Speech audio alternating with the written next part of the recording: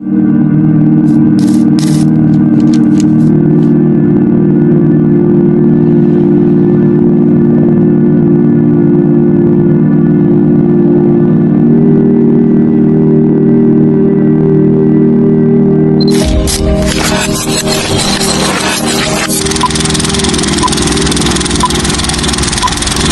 sou Isabel Rocha, tenho 47 anos, sou professora da aprendizagem aqui no Senac. A minha formação é em economia, fiz mestrado em administração e também sou professora universitária. O que eu gosto de fazer é tantas coisas, mas uma das coisas que eu mais gosto de fazer é ler, eu gosto muito de ler. Aliás, eu tenho uma biblioteca na minha casa, eu adoro livros. Todo mês eu compro uns 3, 4 livros pelo menos, assim, eu gosto muito de ler. Gosto muito de ir ao teatro, eu vou ao teatro e shows praticamente todo final de semana.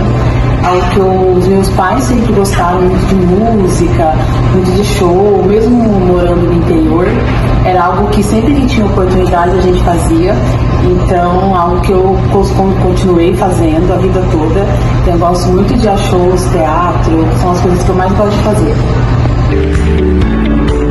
Qual era o seu maior sonho quando criança? Olha, eu tinha 2 grandes sonhos. Vou contar pra vocês uma historinha. Eu adorava brincar de escolinha. Na casa dos meus pais tinha uma porta que era de ferro e eu ficava desenhando ali, brincando de escolinha. Aquela porta de ferro com giz. Aí meu pai cansou de ficar limpando, minha mãe de ficar limpando aquele negócio, e eles compraram uma lousa pra mim. Então eu ficava o dia inteiro brincando com os meus irmãos, com os meus amigos. E aí uma coisa que eu gostava muito de brincar era de escritório. E aí meu pai construiu uma mesa, até recentemente tinha na minha casa essa mesa. Ele construiu uma mesa, colocou uma gaveta, tudo de madeira. Aí eles compraram um telefone, era um telefone assim de plástico, eu lembro até hoje, ele era laranja, com um fone amarelo e era de disco, que vocês nem conhecem o telefone de disco, né? Mas tinha um disco azul. E eu ficava o dia todo brincando ali de escritório, comprando coisas, vendendo coisas. E eu acho que era um dos meus maiores sonhos, assim, era trabalhar numa empresa que eu pudesse comprar coisas, vender coisas, ser uma executiva e ser professora. E eu fiz isso nessa ordem. Então, durante muitos anos da minha vida, foram 20 anos sendo executiva de algumas empresas. E aí, mais recentemente, sendo professora, que sempre foi meu grande sonho, de tempo integral. O que faz com que você se sinta mais realizada em sua vida? Acho que hoje, isso é muito interessante, né? As coisas vão mudando ao longo da vida, vocês vão perceber isso. Quando eu era mais jovem, estava na faculdade de economia, naquela loucura toda, eu me sentia muito realizada fazendo aquele trabalho como executiva, viajando muito, era delicioso.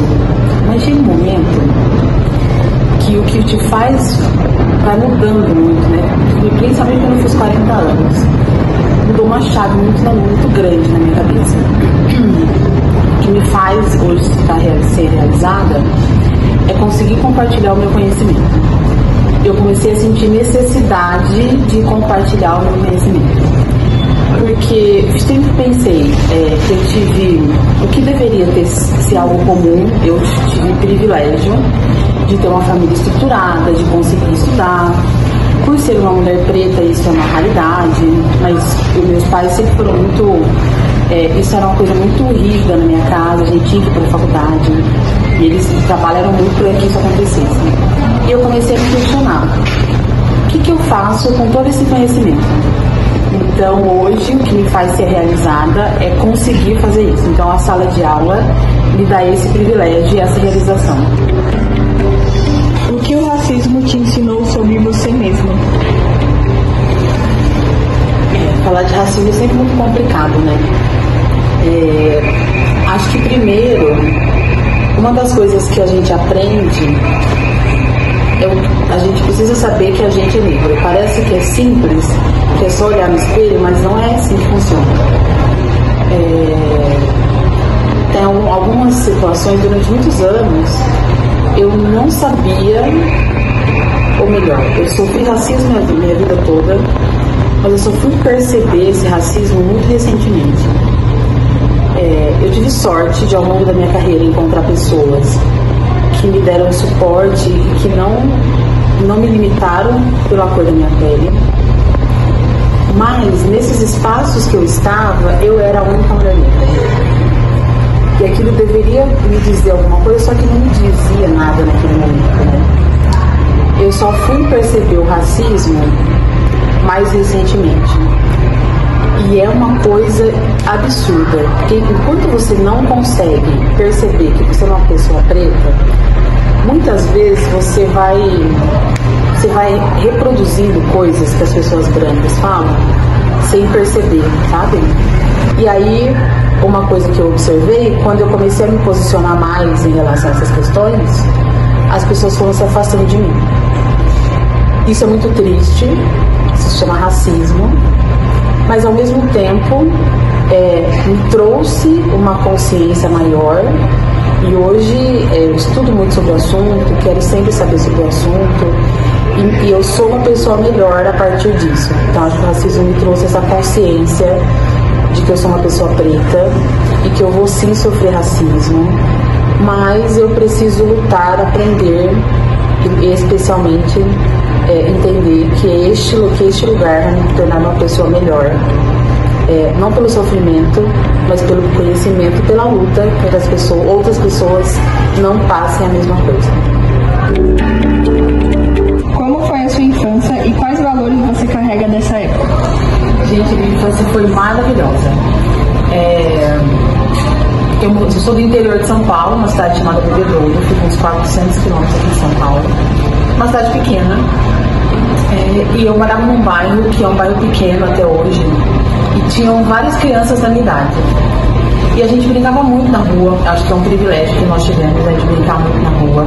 Andava de bicicleta, carrinho de rolemã, de skate, eu vivia caindo, óbvio que eu sou desastrada, caía muito. Acho que uma coisa que eu sempre falo da minha infância é o quanto os meus pais sempre foram presentes em todos os momentos. Então, reunião de escola, a minha mãe, por uma questão não de escolha, mas de necessidade, ela trabalhava em casa, ela era costureira. Então, enquanto nós estávamos de manhã na escola, ela estava trabalhando e ela tentava à tarde, que a gente estava em casa, ficar mais conosco. Então, eu lembro quando eu era criança, uma das coisas que ela gostava de fazer era de ler. Estou vendo um monte de livro aqui. Ela gostava muito de ler pra gente. Tanto que eu comecei a ler, eu tinha 4 anos de idade. Porque desde criança ela pegava livro e lia pra gente, ela ia lendo pra mim, pro meu irmão. E aí um dia eu falei assim pra ela, daqui que eu vou ler. Ela, tá bom. Aí eu peguei o livro e comecei a ler. Ela, não sei como eu aprendi a ler, tinha 4 anos.